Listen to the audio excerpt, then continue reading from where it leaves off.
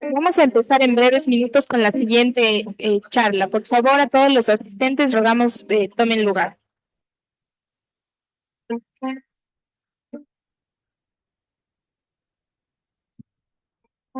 Mm.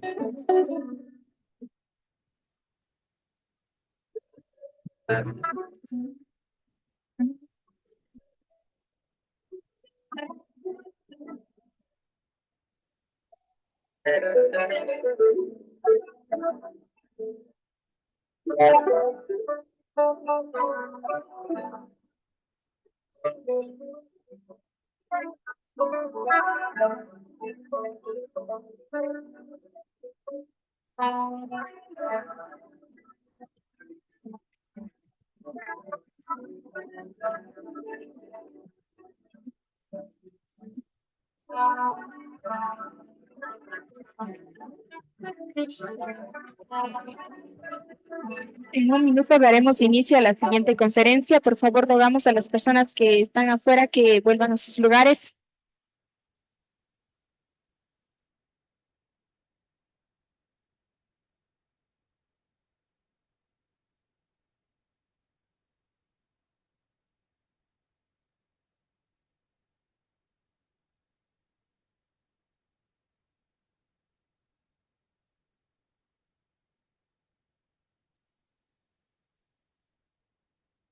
Damos paso a la última ponencia del día, 200 años reinventando la tradición, una reflexión sobre los procesos de innovación y la preservación del patrimonio cultural en Uriarte, Talavera, para la cual invitamos a la conferencista Mariana Muñoz de la Ciudad de México, Puebla.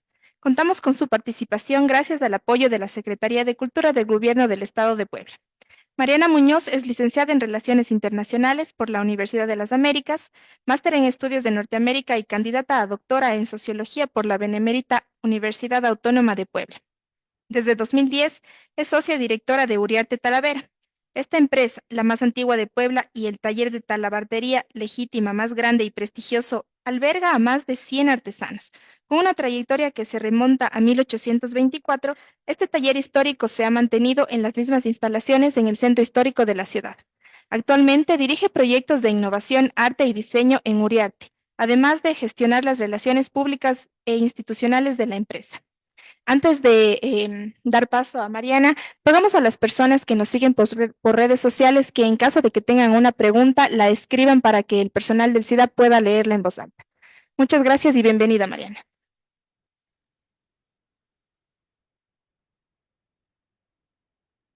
Bueno, pues muchas gracias, primero que nada por la invitación y encantada de estar aquí compartiéndoles un poco de lo que hacemos en Puebla, México, en este taller tan importante para la identidad cultural de Puebla y de México, donde hacemos Talavera. Y les quiero contar un poco por qué se llama Talavera y qué es lo que hacemos propiamente antes de entrar al tema de la innovación y las prácticas que hemos desarrollado a lo largo de los últimos 200 años, que no son poco, para tratar de estar en el top of mind de la gente y conservar aún dentro de la innovación este sentido de identidad y de tradición, ¿no?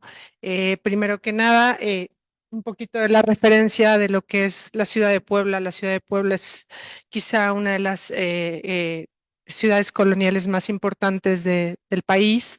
Fue fundada en 1531 y como dato importante es la única ciudad de la Nueva España que cuando fue fundada nació como ciudad.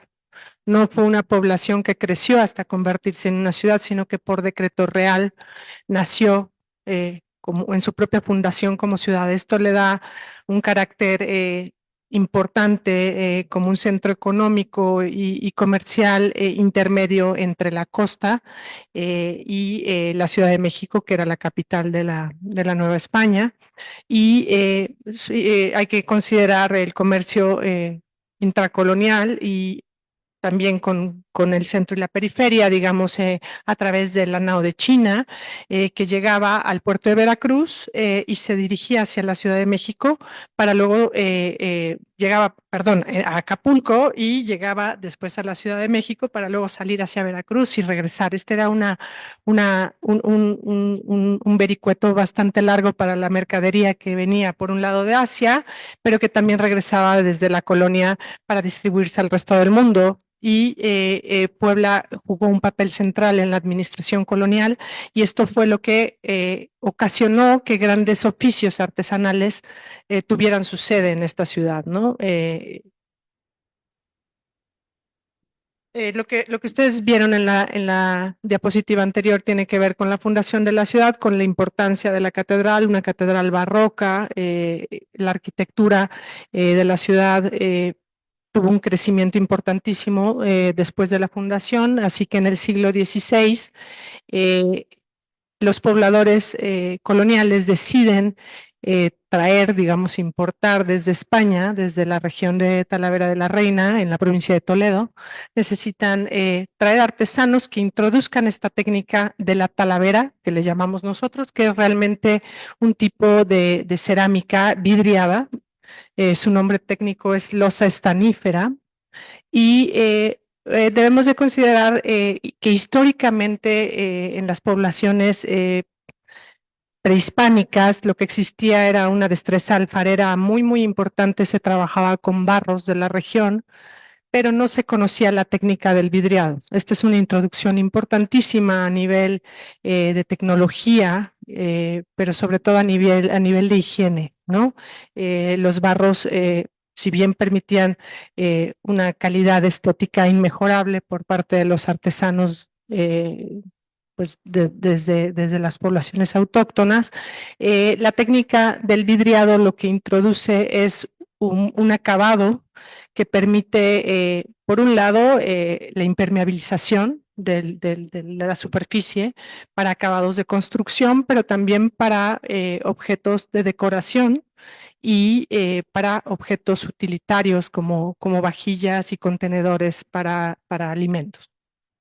Lo que ustedes están viendo ahí son imágenes precisamente del taller de Uriarte, que está ubicado desde 1824, es el único taller que está en el centro histórico de la ciudad desde su fundación y hasta el día de hoy permanece ahí. Se trata de una casona del siglo XVII que ha ido evolucionando con el paso de los años y que fue adquirida por la familia Uriarte. El nombre del taller es de la familia que adquirió el taller en 1824 y que durante 150 años fueron los propietarios del taller y que hicieron expandirlo y lograr su permanencia hasta nuestros días. La fachada está cubierta precisamente por este tipo de cerámica mayólica y algunos de los detalles que ven ahí son de la propia estructura de la casa.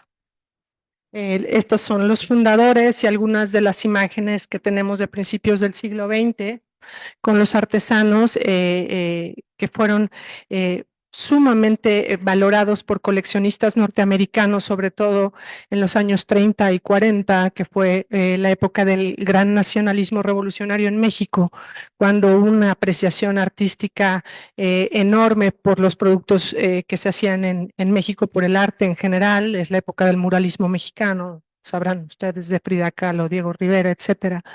Y en ese entonces la Talavera adquiere una revitalización que le hace posible permanecer en su condición primigenia, es decir, en la forma en que fue introducida en el siglo XVI, porque gran parte de los talleres originales ya habían evolucionado hacia cerámicas industrializadas, ¿no? Les voy a explicar un poquito más adelante al respecto. La talavera como tal se define como un tipo de cerámica mayólica que trabaja con dos tipos de barro de la zona. Estamos hablando de barro negro, barro blanco, que se extraen directamente de bancos de arcilla y que se trabajan dentro de los talleres de manera, hoy en día hay solamente dos partes del proceso donde es posible la incorporación de la tecnología. Esto es en la mezcla de los barros y la otra es en los hornos, y esto principalmente por cuestiones tanto ecológicas como laborales. Pero de ahí en fuera el resto de los procesos sigue siendo exactamente el mismo que aquel que trajeron los artesanos toledanos en 1561 aproximadamente. Vamos a ver, ¿no?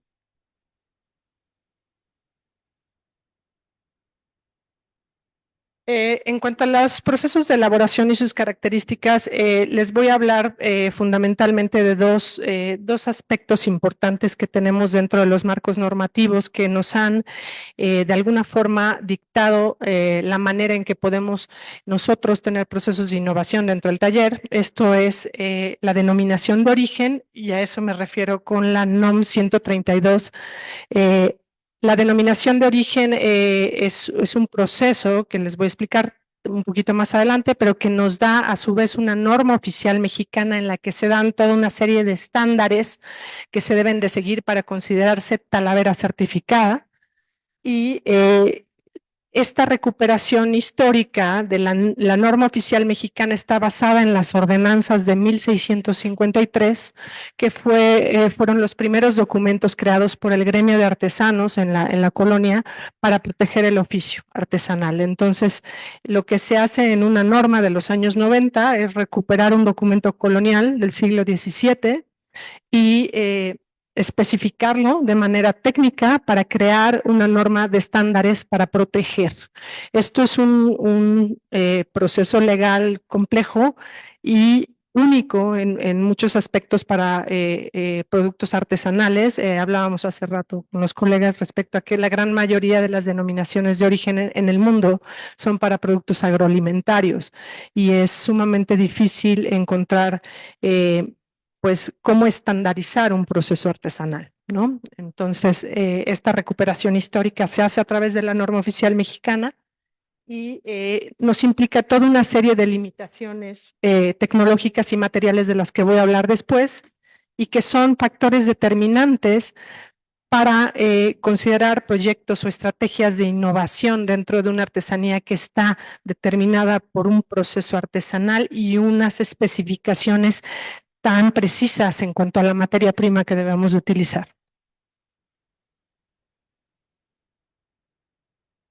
Bueno, tratar de entender por lo pronto, cuando uno dice Talavera, yo ya asumo que todo el mundo lo sabe y por supuesto que estoy en un país diferente al mío y no todo el mundo conoce cuál puede ser la diferencia entre cualquier mayólica o cualquier cerámica y lo que nosotros hacemos, que nosotros le llamamos Talavera.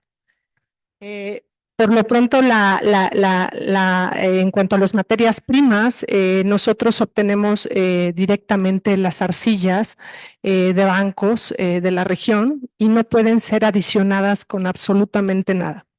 Esto implica que tenemos que extraerlas y únicamente modificar los porcentajes entre una y otra para obtener las características que necesitamos de resistencia, maleabilidad, dureza, etcétera. La extracción de estas arcillas está determinada a tal nivel de especificidad hasta por coordenadas geográficas, es decir, nosotros no podemos traer arcillas importadas, ni siquiera podemos extraer arcillas de otra zona que no sea la zona de protección, que es la que nos da la denominación de origen. Esto implica, y esto es, me imagino que es muy fácil de entender, imaginen ustedes estar durante 5 siglos sacando arcillas de exactamente la misma región. Evidentemente la calidad de las arcillas no es la misma y se ha ido expandiendo la ciudad hacia los lugares donde estaban las arcillas, los bancos de arcillas originales. Sin embargo, la norma oficial mexicana, basada en una ordenanza del siglo XVII, nos dice que tenemos que extraer de ahí.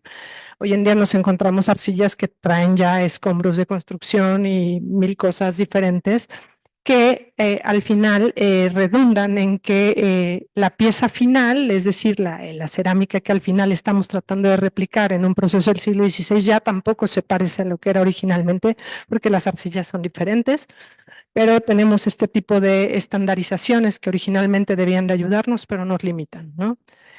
Otra cosa es el asunto de los esmaltes y los pigmentos que utilizamos.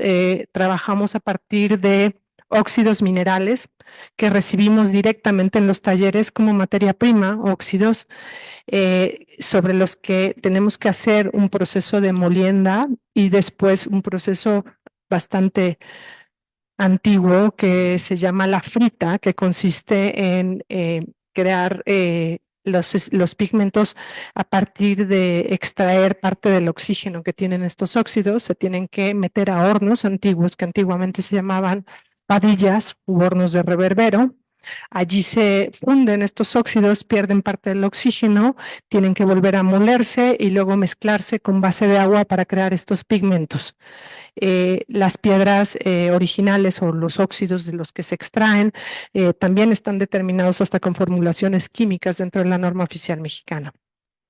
Y pues estas formulaciones tan específicas dan a su vez una gama de color limitada con colores que están prohibidos, porque en el siglo XVII había algunos colores que no habían sido descubiertos aún, que hoy en día se pueden extraer de otros óxidos minerales, pero nosotros no los utilizamos, ¿no?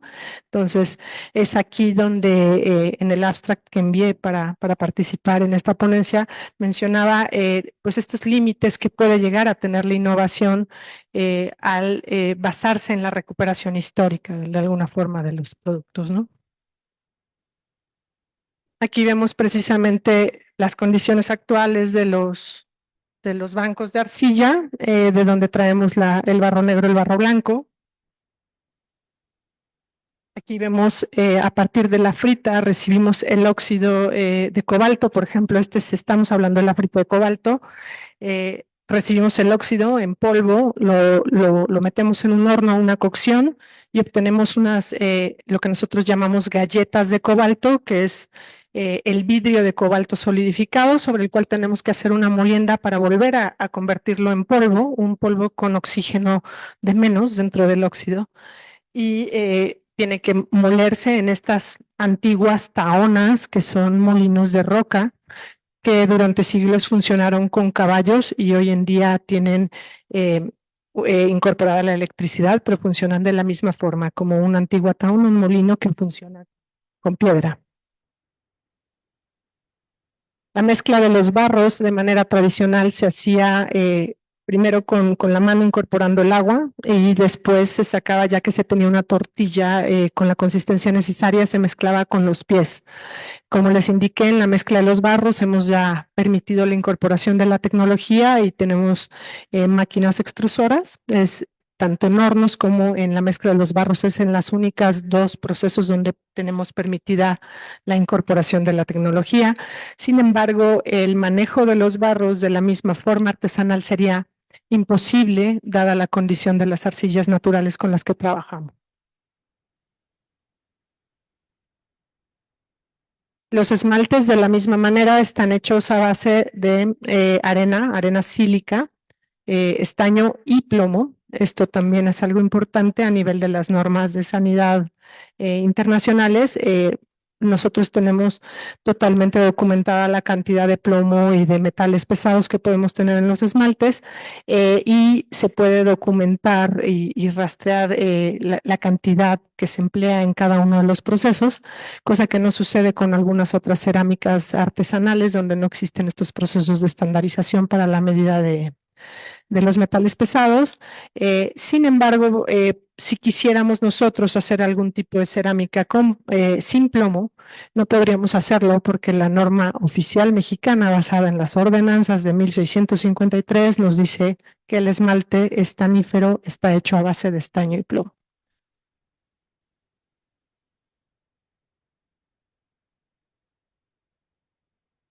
Estos son los hornos. Utilizamos actualmente hornos de convección que funcionan con gas licuado de petróleo. Antiguamente se utilizaban hornos que funcionaban con carbón y leña. Es por esta razón por la que han sido sustituidos por hornos. Algunos de ellos en algunos talleres son eléctricos, nosotros utilizamos gas.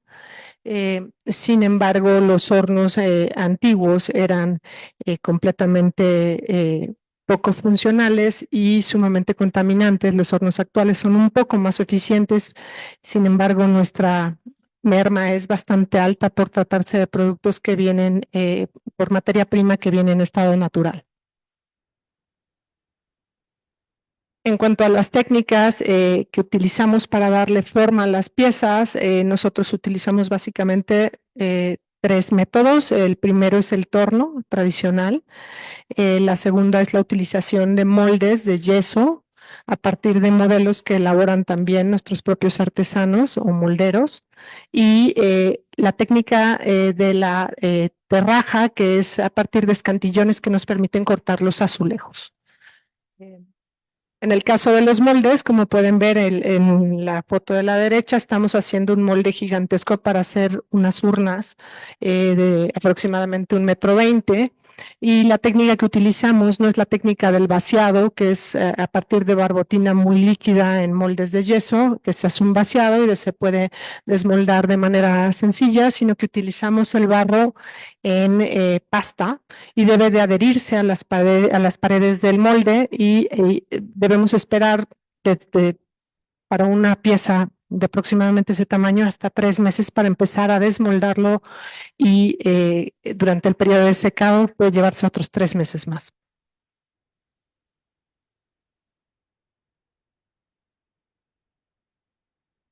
Las piezas tienen dos procesos de cocción. El primero es una vez que el barro se ha secado, después de estos 3 o 6 meses para piezas gigantes, entran al horno por primera ocasión para obtener lo que nosotros llamamos jaguete o sancocho. Es la cocción intermedia, el barro naranja que todos conocemos tradicionalmente. Y en esta etapa ya procedemos a la parte más intensiva, digamos, en calidad artesanal, que es la del esmaltado y la pintura. El esmaltado, este esmalte o alarca que está hecho a base de plomo y estaño que les mencionaba, se tiene que colocar sobre la sinterización o el barro a partir de la técnica de la inmersión. Esto también es una de las características. No podemos aplicar el esmalte ni con pistolas de aspersión, ni con brochas, ni con otra técnica que pueda facilitar su aplicación. Entonces, imaginemos lo que es sumergir una pieza de 1,20 m en una tinaja de 2 metros de esmalte con cadenas y de manera manual con poleas únicamente, ¿no? Es la forma que trabajamos.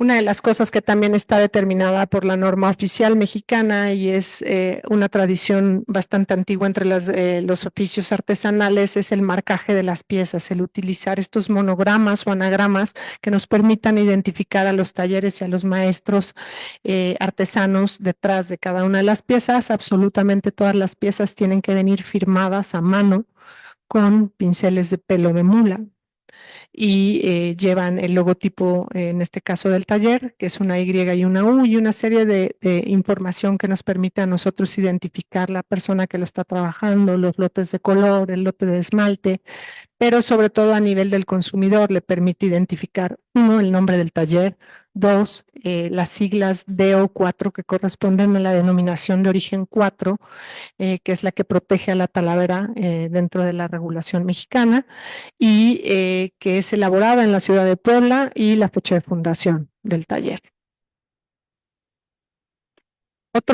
Otra parte súper interesante y sumamente artesanal dentro del propio proceso, porque digamos que el gran proceso artesanal de elaboración tiene varios subprocesos. Uno de ellos es la elaboración de esmaltes y colores, que ya lo hemos hablado, y la otra es la elaboración de lo que nosotros llamamos estarcidores. Los estarcidores son esténciles donde se traza sobre papel la gráfica que va a llevar la pieza durante el proceso de pintura.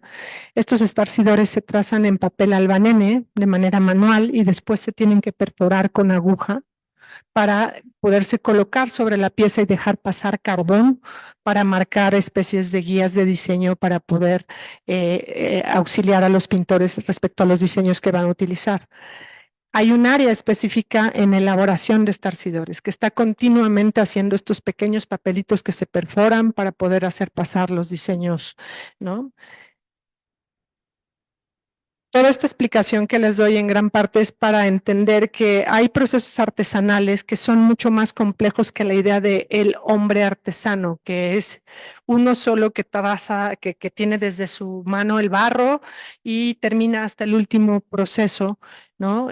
Normalmente los procesos artesanales y con el paso del tiempo y de los avances civilizatorios se van volviendo súper específicos. Cada uno de los artesanos en cada parte específica de su proceso son enormemente especializados y con unas destrezas muy, muy específicas. Son artesanos técnicos, de alguna manera. Este es el proceso de pintura. Una pieza, digamos, como la maceta grande que están viendo a su derecha puede llevar hasta 4 o 5 días de pintura dependiendo del tiempo de los artesanos. Normalmente en el área de pintura la mano de obra es mayormente femenina, en el área de barros es mayormente masculina, pero bueno, nos podemos dar una idea que el proceso desde el inicio de una pieza hasta el final pasa por la mano de cerca de 50 artesanos y puede llevar hasta 6 meses de duración.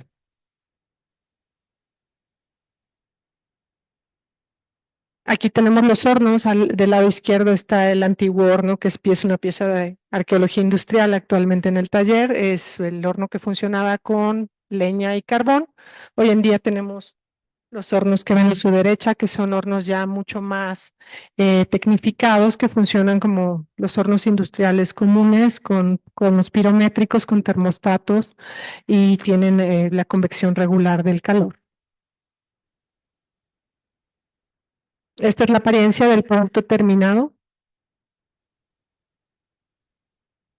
Y bueno, aquí inicio, después de darles esta breve introducción de lo que es el material, un poco la reflexión que les quería platicar respecto a qué tanto podemos reinventar o innovar dentro de un proceso tan específico y tan delimitado por la estandarización, por un lado de la norma y luego por otro lado un proceso amplio que fue determinado por la Declaratoria de Patrimonio Cultural Intangible de la UNESCO que recibió la Talavera en 2019. ¿Qué es lo que debemos de preservar y qué es lo que debemos cambiar? Cualquier material cerámico que evoluciona está en el camino de lo que presentaron ustedes hace un rato, de convertirse en esta pieza china que puede uno adquirir en cualquier parte del mundo por cualquier costo, ¿no? La innovación tiene que tener un límite en cuanto a la parte material, digamos, o a la parte técnica, pero no así en la parte creativa, ¿no? Entonces, el tratar de balancear hasta qué punto puedes innovar en lo creativo sin traicionar el origen propio del material o en un momento dado no pareciendo lo que no es. La Talavera tiene una identidad muy clara, con una gráfica muy vinculada al azul y blanco, con algunos trazos muy propios del barroco, que fue la época gloriosa de la Talavera. Y entonces cuando se convierte en una pieza, por ejemplo, en un solo color, hemos trabajado, por ejemplo, con diseñadores industriales que nos piden, vamos a hacer una vajilla de color negro. Y cuando les decimos, no, no se puede hacer, esto no se puede hacer. ¿Por qué? Pues porque nunca se ha hecho y no es porque no lo queramos hacer. O sea, no es porque al artesano nunca se le haya ocurrido hacer una vajilla toda negra. Es porque los esmaltes son muy gruesos. Al colocar los colores en un color sólido, en monocromático, se convierte todavía en un esmalte más grueso que tiende a arrugarse y a sacar burbujas, viéndose completamente las imperfecciones. La razón por la cual este material tuvo su época de auge durante el barroco es porque los pequeños trazos permitían que no hubiera grandes volúmenes de color y no surgieran este tipo de efectos que se generan con las grandes masas monocromáticas, ¿no? Entonces, cuando nos piden pues, piezas sumamente minimalistas, ya sea en un solo tono de los de la propia gama de la Talavera o simple y sencillamente esmaltadas, nos enfrentamos con efectos productivos que no son estéticos o agradables a la vista. Entonces, la innovación nos regresa a buscar algo que creativamente siga haciendo parecer a la Talavera en su identidad original barroca.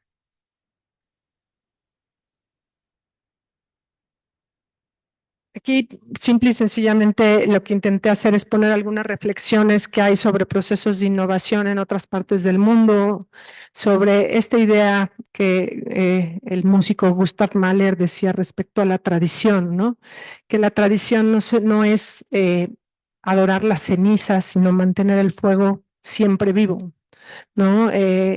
¿Cómo lograr que la tradición siga reflejándose, pero no sean cenizas, no sean productos que sean única y exclusivamente algo que refleja un pasado histórico glorioso, sino que realmente los productos puedan insertarse en la utilidad cotidiana, ¿no? En lo que hacemos, pues, la gente del siglo XXI. Aquí les hablo un poco de lo diverso que es la normativa legal en cuanto a las denominaciones de origen en México. La gran mayoría de los productos son agroalimentarios también y propiamente tenemos como productos artesanales, diría yo, que exclusivamente 3.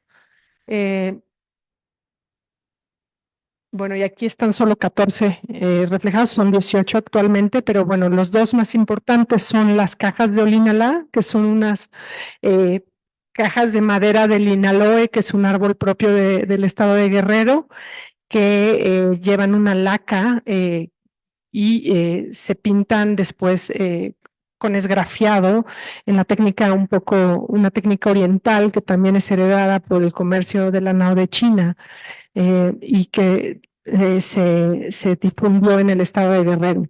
De ahí en fuera, pues bueno, yo diría el ámbar es un producto natural, es prácticamente una commodity que no sé propiamente si tuviera que tener una denominación de origen, ¿no? Pero el marco legal es tan amplio que permite que hay cosas que tienen procesos de elaboración sumamente complejos y que están vinculados a procesos históricos e identitarios, y hay otros que son simple y sencillamente cosas que se dieron en esa región, ¿no? Entonces, la creación de estos marcos legales, es decir, de las reglas o de las normas oficiales mexicanas para estandarizar, son completamente, pues, en gran parte absurdos o aleatorios. Entonces, se crean estas estrategias para proteger a los productos de la competencia. Sin embargo, no se piensa en las consecuencias que pueden tener estas propias normativas a futuro. Esto lo digo desde la propia experiencia de este taller. Nosotros mismos, como el taller más importante, encabezamos a cerca de 10 productores, otros 10 talleres más pequeños, para impulsar la norma oficial mexicana en los años 90, y creamos esta norma oficial de la que ahora me estoy quejando, precisamente por limitante. En aquel entonces nos pareció que era muy adecuado preservar históricamente el proceso intacto, de acuerdo a las ordenanzas del siglo XVII, precisamente porque lo que estaba sucediendo en los años 90 era una expansión de las cerámicas industrializadas y semi-industrializadas en México y en el mundo en general, y la apariencia de nuestro producto final podía ser similar al de una cerámica semi-industrializada, con la diferencia de que nosotros teníamos atrás todo este origen de la materia prima, de los esmaltes elaborados dentro del taller. Entonces, pues nos pareció romántico y muy hermoso crear una norma oficial mexicana que protegiera específicamente a los talleres que seguíamos intacto este lunar histórico que se creó en Puebla, al abstraerse, digamos, de la industrialización en el siglo XIX, creímos que esos talleres merecían un reconocimiento diferente a los talleres que fueron evolucionando hacia hermosas cerámicas pintadas a mano también, pero que utilizaban pastas cerámicas de la industria cerámica, colores cerámicos de la industria cerámica, y no estaban batallando ni con óxidos ni con arcillas extraídas directamente de bancos de barro, etcétera, ¿no? ¿Qué es lo que viene a suceder? En 2019, entre 2015 y 2019, se viene dando el proceso de la inscripción de la Talavera, del proceso de elaboración de la Talavera, no de la Talavera, sino del proceso de elaboración de la Talavera como patrimonio cultural intangible de la humanidad. Y cuando se hace este registro, el registro viene de entidades gubernamentales distintas a las que habían hecho la protección de la norma oficial mexicana de la Talavera certificada, es decir, de la denominación de origen. Esto es una protección comercial creada por la Secretaría de Economía del Gobierno Federal, y la declaratoria de patrimonio cultural, en la inscripción del expediente, viene por parte del Instituto Nacional de Antropología e Historia. Es decir, enfoques completamente diferentes para aplicarse a un mismo proceso y a un mismo producto. Entonces, lo que sucede es que lo que se inscribe dentro de la declaratoria no corresponde a lo que está protegido por la denominación de origen. Y entonces nos encontramos con talleres que estamos certificados y también estamos dentro de la declaratoria, y otros talleres que hacen simple y sencillamente una bonita, hermosa cerámica pintada a mano, que están dentro de la declaratoria de patrimonio cultural intangible, simple y sencillamente por estar en la región, sin seguir con estos procesos tan específicos que tiene la Talavera como tal. Entonces, pues hay dentro de estos marcos legales toda una serie de dificultades, digamos, en términos de la innovación. ¿Por qué? Porque para aquellos que han elegido el camino de la semi-industrialización, pues no hay límites en el sentido de la incorporación de colores, de los tamaños, de los tiempos para elaborar una pieza. Pueden hacer, incluso imprimir en una impresora 3D, ¿no? En un momento dado. Nosotros con el tipo de arcillas no podríamos hacerlo nunca. y pues pueden hacer proyectos que son comercialmente muchísimo más atractivos, dejando fuera a artesanos tradicionales, ¿no? Que han protegido la identidad del gremio de manera pues muy fiera, ¿no?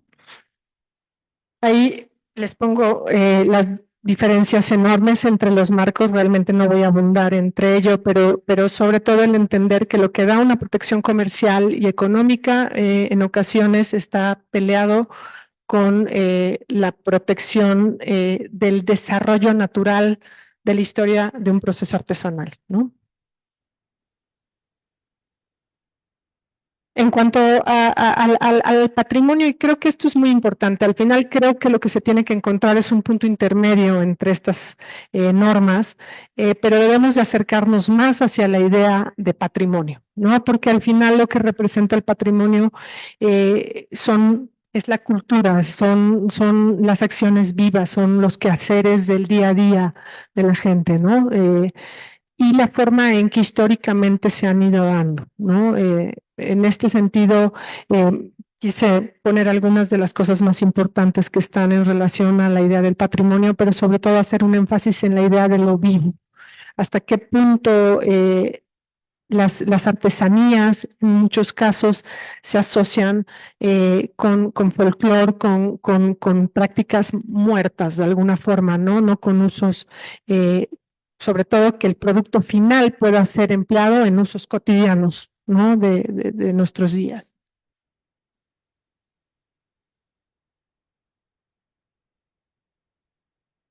¿Qué es lo que hemos intentado hacer dentro del taller, considerando todas estas reflexiones que les he dado? Pues bueno, hemos intentado, por un lado, a nivel de la identidad, tratar de mantener sí al proceso dentro de la norma para no tampoco echar para atrás esa importante protección que se nos dio con las limitaciones que tiene dentro de la estandarización de la norma oficial mexicana, pero en su momento sí fue bastante importante para dar a conocer al producto como algo muy específico en identidad y en cuanto a comercio, para distinguirse sobre todo incluso con productos que venían de China.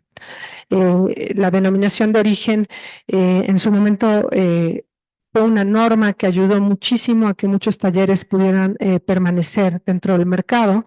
Hoy en día es todo lo contrario, es una camisa de fuerzas, y lo que tenemos que avanzar es hacia una flexibilización de la norma que nos permita acercarnos hacia el marco del patrimonio, de la Declaratoria de Patrimonio Cultural Intangible, ¿no?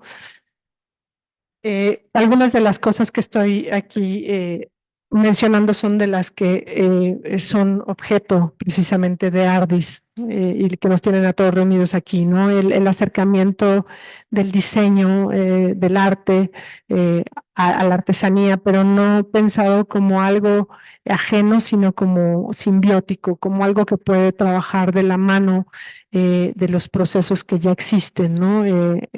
No inventando el hilo negro, digamos, sino acoplando y dando el mismo peso en cuanto a valor a el diseño como a la labor propiamente manual o artesanal de la gente que está detrás de todo esto, ¿no? Al final el diseño y el arte son medios para visibilizar a toda esta gente que en muchas ocasiones está pues detrás de procesos que no están visibilizados dentro del comercio, ¿no?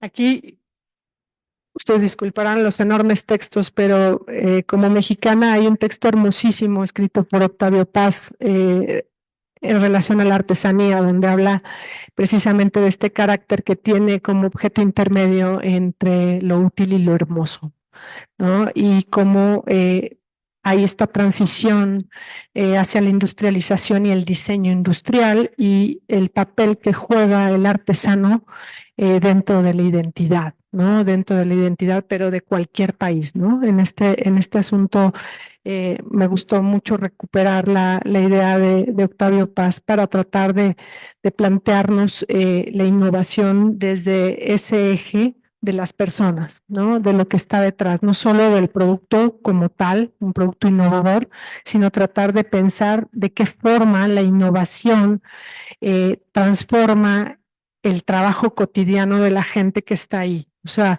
eh, cuando hablamos en muchas ocasiones de la artesanía en un sentido más burdo, hablamos de un objeto que se repite incansablemente durante siglos. Al incorporar elementos de diseño y de innovación, lo que hacemos es de alguna forma sacar de esta inercia a los artesanos en esta repetición para pensar cosas que quizá no habían tenido nunca el tiempo de reflexionar, ¿no? Entonces, esta forma de interiorizar el diseño en el quehacer artesanal es la forma en que nosotros lo hemos concebido a nivel de recursos humanos, a nivel de capacitación, a nivel de juntar no como si se tratara de estamentos separados a diseñadores y artistas por un lado y a los artesanos ejecutando detrás metidos en el barro de alguna forma, sino precisamente que el artista sea capaz de entender por qué las cosas pueden hacerse de una forma y el artesano sea capaz de pensar que como las ha hecho siempre, también pueden ser de otra, ¿no?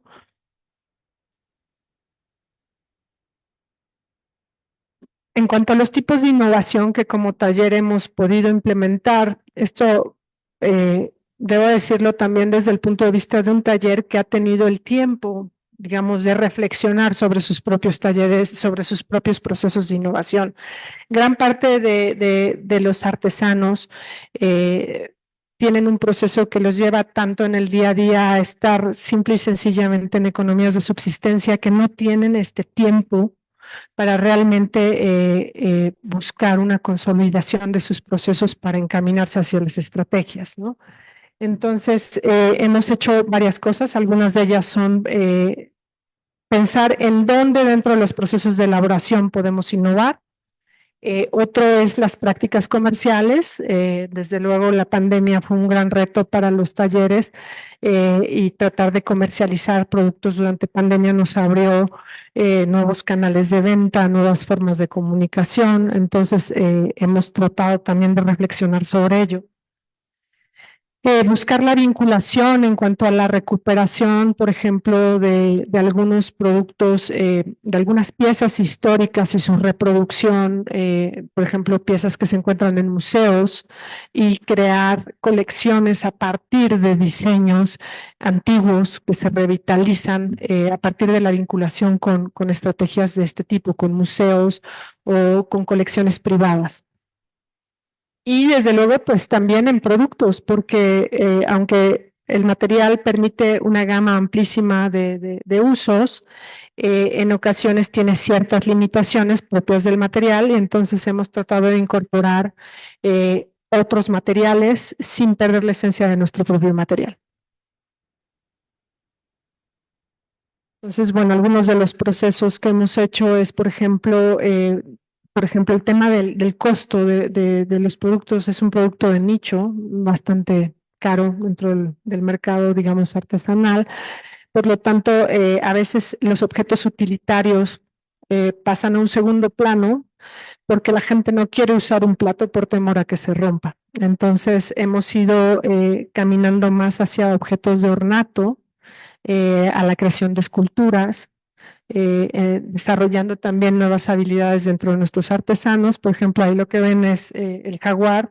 Hicimos una colección de animales endémicos mexicanos en peligro de extinción, entre ellos el jaguar, hicimos un ajolote, varios animales, un xoloescuincle, el perro tradicional mexicano, etcétera, para tratar, por un lado, de vincular con elementos históricos y de identidad, pero también crear piezas de ornato que la gente esté más dispuesta a pagar que una pieza utilitaria.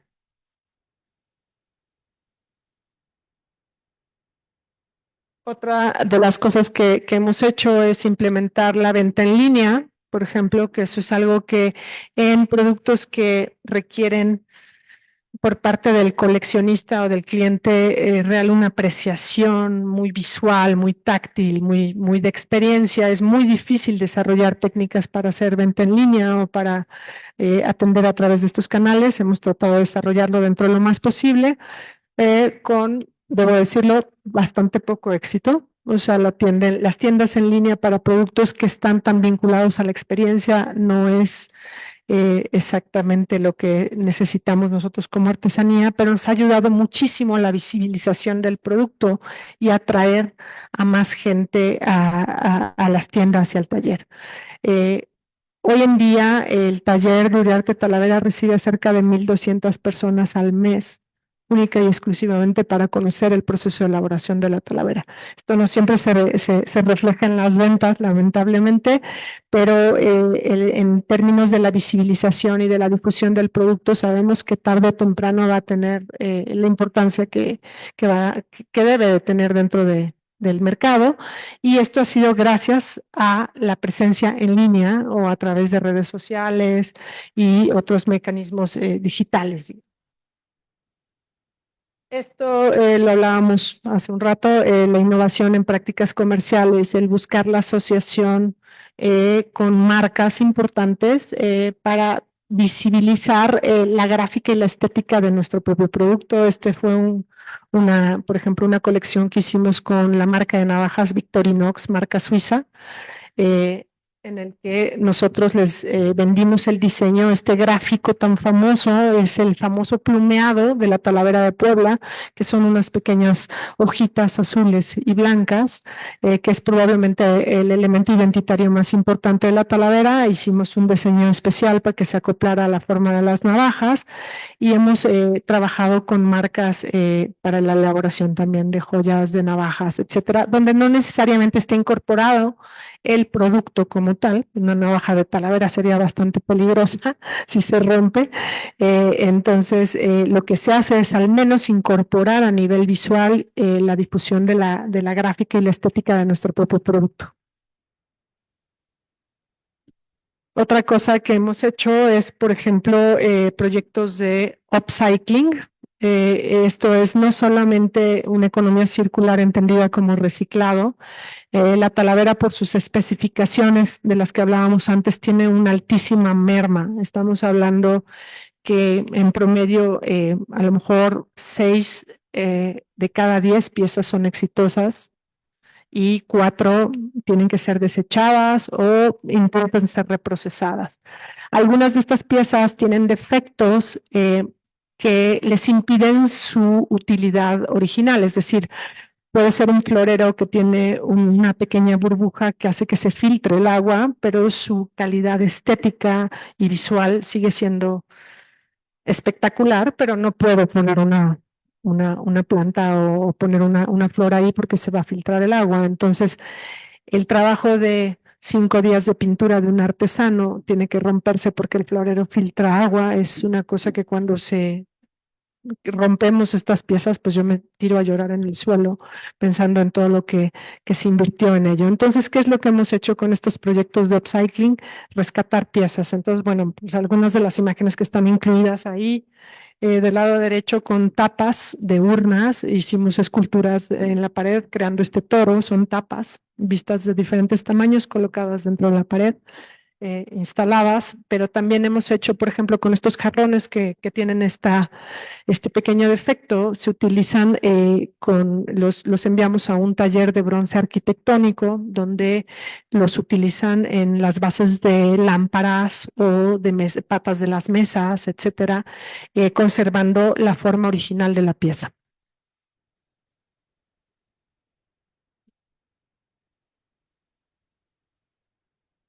Otra cosa importante en cuanto a los temas de vinculación es precisamente el contribuir, y hemos sido parte importante como el taller más importante de la ciudad, pero también como la empresa más antigua del estado. Y al decir empresa me refiero a empresa de cualquier tipo, o sea, es decir, la única empresa que existe hoy en 2024, que fue fundada en 1824, es la más antigua, no importa si de tela, de papel, es la empresa más antigua del estado. Esto nos ha dado, digamos, la calidad, digamos, moral para poder impulsar estrategias de diseño dentro de la ciudad. Alguna de ellas es que Puebla forma parte de la red de ciudades creativas de la UNESCO y creamos junto con el ayuntamiento un comité de Puebla Ciudad Creativa para estar impulsando distintas iniciativas en torno al diseño, no solamente de la Talavera, sino en torno al diseño. Y bueno, esto ahora nos está ya dando frutos a nosotros también. Hemos creado una marca de Puebla Ciudad del Diseño y esta marca también está siendo reconocida gradualmente como una forma importante de identificar dónde se encuentran estos clústeres de industrias creativas.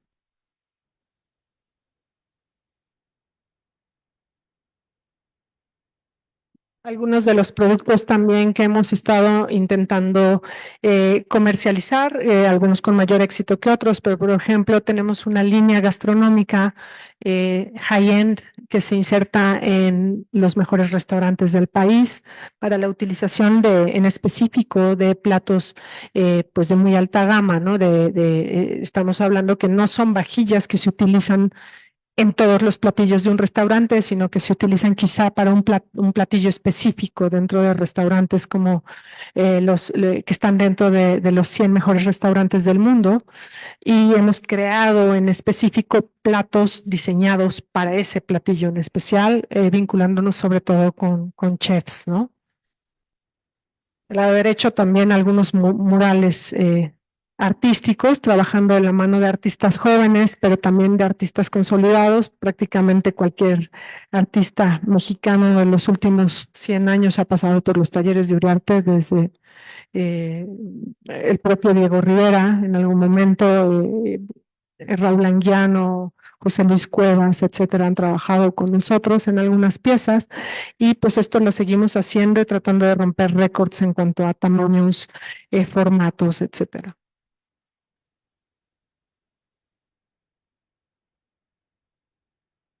Aquí en cuanto a los proyectos de upcycling y la creación también de objetos escultóricos y de ornato.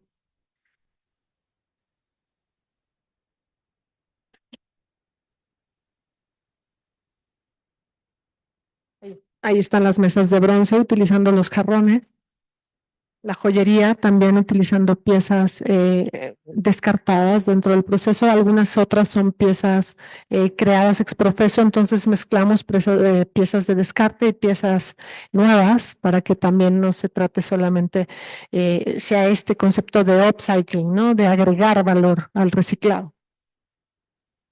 En el lado derecho hemos también sacado hacia los textiles la gráfica de la Talavera, trabajando con una empresa creativa también que hacen recuperación de sillas históricas. Ellos están todo el tiempo en los bazares y en los mercados de pulga comprando piezas antiguas, revitalizan estas sillas y sillones y lo retapizan y pintan con conceptos contemporáneos. En este caso tenemos una línea de mobiliario trabajada con ellos, con la gráfica de la Talavera. El trabajo con artistas y diseñadores, conservando los procesos originales, la utilización de los pinceles de pelo de mula, los óxidos minerales, etcétera, pero en piezas nuevas y más contemporáneas. Y bueno, pues los dejo con Octavio Paz, nada más sobre estas reflexiones importantes de los procesos de innovación, ¿no? De la importancia de la artesanía en nuestros días. Hablaban hace rato de las revoluciones industriales, ¿no? Y dónde quedan los procesos artesanales ahora. Y yo creo que es el mejor momento para revitalizar a la artesanía, precisamente porque entra en un fuerte contraste con esta homogeneización que estamos viviendo. pero para ello necesitamos pues estos foros de divulgación y de difusión y de compartir las prácticas que tenemos entre los distintos países y de los distintos oficios artesanales para poder entender nuestro posicionamiento específico, ¿no? Yo no sabría decir entre las dos tazas que ustedes pusieron exactamente dónde está el destino o el futuro de la humanidad en ese sentido, porque también estoy segura que tiene que haber caminos que vayan en otras tangentes o divergiendo de estos caminos originales. Nosotros también hemos trabajado con algunos proyectos que incorporan la impresión digital, por ejemplo, lo comentaba hace un rato.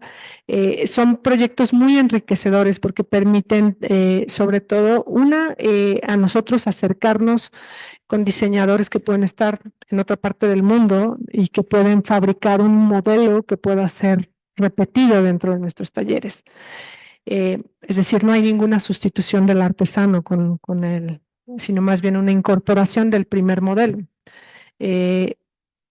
Esto es la parte que creo que nos falta todavía investigar y ver la forma en que las tecnologías realmente pueden compatibilizarse y penetrar dentro de los procesos artesanales sin traicionar la esencia de ellos y sin desplazar de ninguna forma a la mano que le da este carácter pues hermosísimo y que nos identifica con la cultura, ¿no?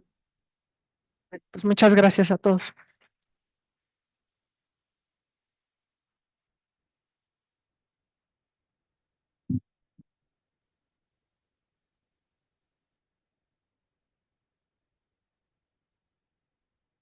Abrimos este espacio para las preguntas del público en caso de que las haya.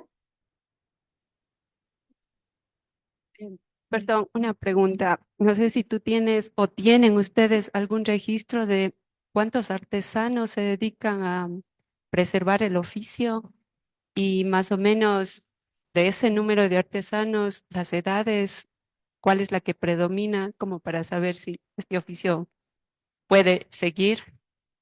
Es una magnífica pregunta. En cuanto a la talavera certificada como tal, que estoy hablando a este proceso totalmente al que describí, estamos hablando de aproximadamente 300 artesanos.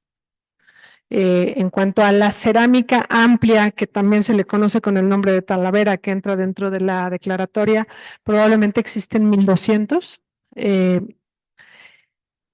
Es un proceso muy complicado encontrar a nuevos artesanos para ciertas áreas, sobre todo para el área de barros, o sea, la creación de las formas, de las piezas, torneros, cada vez es más complicado encontrar. Eh, Pintura, hay bastante más interés y no es tan complicado. Pero tenemos una carencia importante generacional. Nosotros como taller tenemos aproximadamente 100 artesanos, de los cuales aproximadamente el 60% están prontos a jubilarse en los próximos 7 años.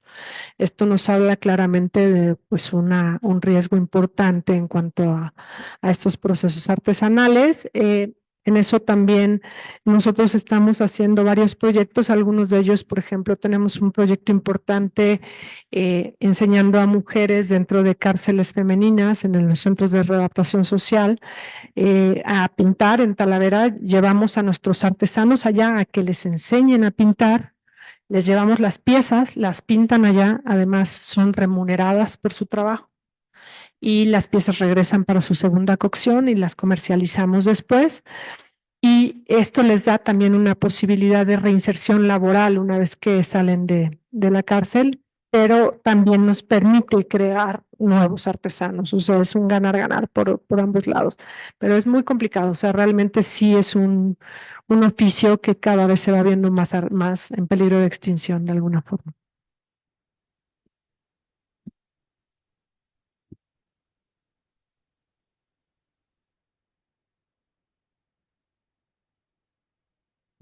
Tenemos la siguiente pregunta mediante la transmisión en Facebook Live. ¿Qué están haciendo para preservar este oficio y si se está trabajando en la transmisión del conocimiento a las nuevas generaciones? Pues un poco lo que acabo de responder antes. Bueno, por un lado tenemos También a nivel de recursos humanos con nuestros artesanos tenemos una práctica que se llama Lleva a tus hijos al taller. Entonces, una vez por mes, los artesanos pueden llevar a sus hijos a simple y sencillamente tocar el barro, pintar y familiarizarse con el oficio de sus padres. Se ha perdido esta idea gremial de los oficios en los que de padres a hijos se va pasando el conocimiento. Sigue funcionando, pero no de la misma manera que antes. ¿Por qué? Porque los hijos ya tienen accesos a otros benefactores, a la universidad, entonces creen que no, el oficio artesanal de alguna forma demerita, ¿no? Y prefieren estudiar una ingeniería, aunque quizá terminen conduciendo un taxi porque no encuentran trabajo, pero realmente hay un problema serio con la identificación, con el valor, digamos, del artesano dentro de nuestras sociedades, y eso es algo con lo que tenemos que trabajar. ¿Alguna otra pregunta?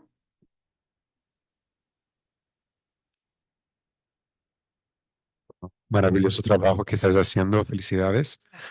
Eh, ¿Tenéis alguna relación con Talavera de la Reina de España? ¿Habéis hecho alguna colaboración? No he visto, ¿sabes? El vínculo Sí. con...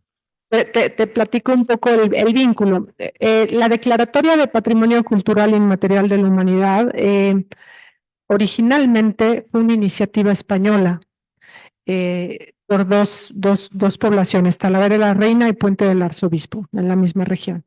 Ellos fueron los primeros que decidieron inscribirse dentro de esta lotería de la UNESCO para ser declarados como Patrimonio Cultural Intangible. Pero lo curioso es que los talleres de allá, cuando dijeron queremos tener este reconocimiento por parte de la UNESCO, lo primero que dijeron fue, si nosotros estamos buscando esto, los primeros que deben obtenerlo están en México, porque son los únicos que realmente han preservado a nivel material, porque hablábamos de materia prima y procesos, la Talavera. Entonces, sí hemos tenido contacto, sobre todo en los últimos, desde el 2015 hasta ahora, para la creación de este expediente que se logró en el 2019.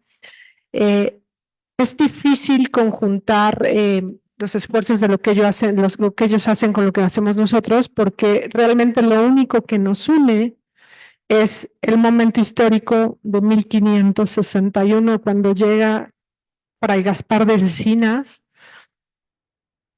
originario de Talavera de la Reina, y dice, introduzco la técnica del vidriado.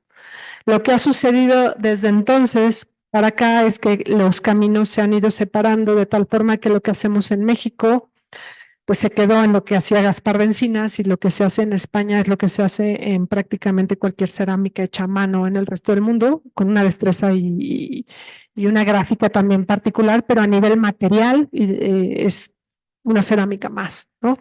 Entonces, bueno, el reconocimiento es más bien a nivel de los ancestros, y precisamente el 9 de mayo la Fundación Caja Fortuny nos da un reconocimiento a Uriarte Talavera, y nos lo dan en Talavera de la Reina, precisamente para reconocer esta conservación del proceso. Hemos tratado de buscar apoyo de los gobiernos para hacer un intercambio de artesanos, porque creemos que debe ser súper interesante que los artesanos de Talavera de la Reina pudieran verlo, realmente verlo, y me refiero a tocarlo, a pintar, a trabajar con las arcillas como lo hacemos en México. Obviamente son experimentos bastante costosos transportar gente desde allá para que hagan un proceso, pero sí lo tenemos dentro de los objetivos. El asunto es que lo hacemos como talleres, ¿no? Lo que hemos dicho, el apoyo institucional es bastante escaso.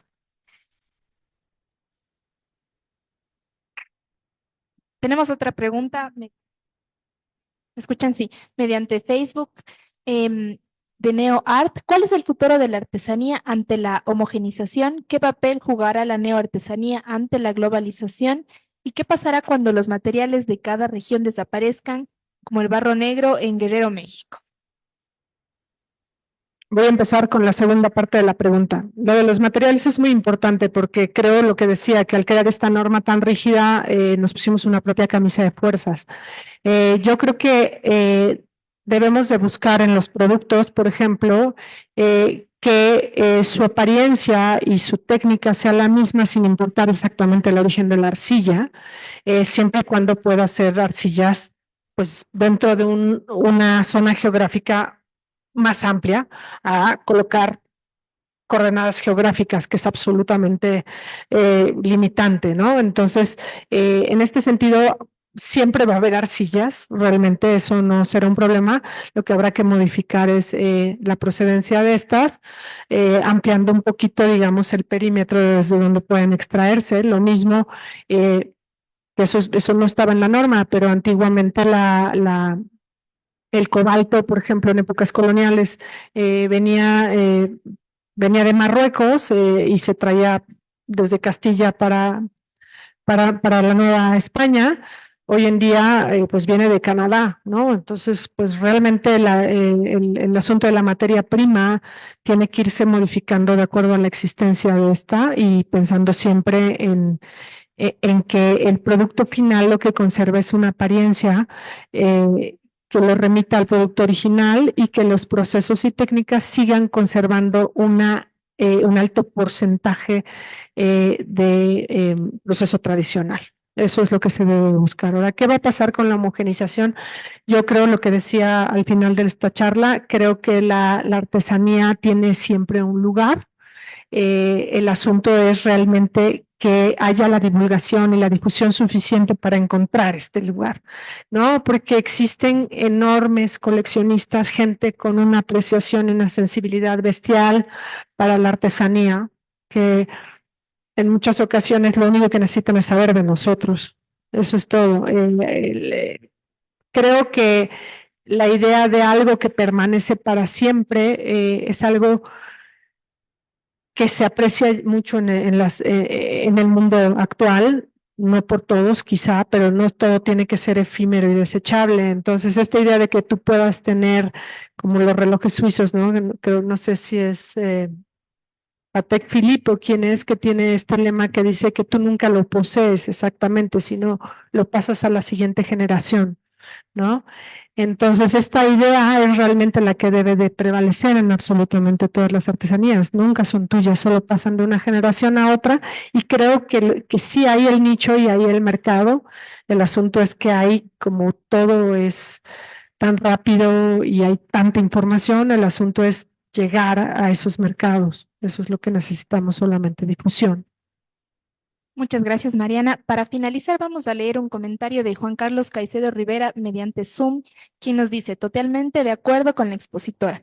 La realidad actual de las prácticas artesanales disminuye por la poca oportunidad que se tiene para subsistir de las mismas. Por ello, las nuevas generaciones se ven obligadas a buscar otras actividades que les permita salir adelante y la transferencia de conocimiento y la continuidad de la tradición se interrumpe. Gracias, Juan Carlos, por su comentario. Muchas gracias, Mariana, Gracias por su a todos. exposición y gracias a todos por acompañarnos hoy día.